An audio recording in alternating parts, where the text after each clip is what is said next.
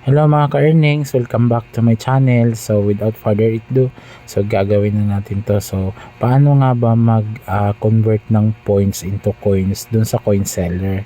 So ang gagawin natin dito sa points natin, gagawin natin yung pwedeng maibenta.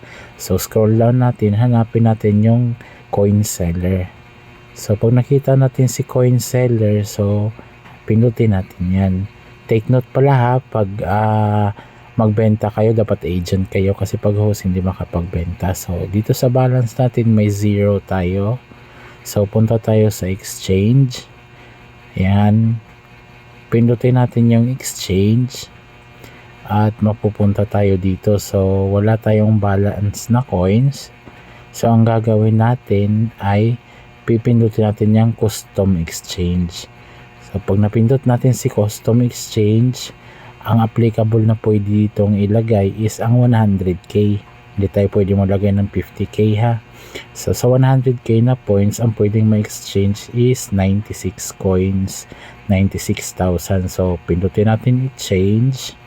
So pag napindot na si exchange, papasok na yan sa coins balance natin. So my balance is 96 coins na. So back natin. So ayan na.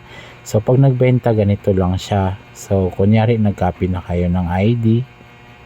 Pag nakakopy na kayo ng ID sa bibentahan ninyo, pindutin nyo yung transfer. Tapos lagay nyo dyan user ID. Then check nyo kung siya ba yung sisendan nyo ng ano. Tapos dito kunyari 5k yung kanyang NRC sa inyo, so 5 lang ilagay nyo ha, kasi naka times na yan sa 1,000. So dito is 46 yung inano ko, kasi 46k yung nilagay ko sa wallet ko, ay sa coins ko. So as you can see, ayan na siya, so 46 coins. So ayun, ganun lang kadali. Sana nakatulong. Bye bye.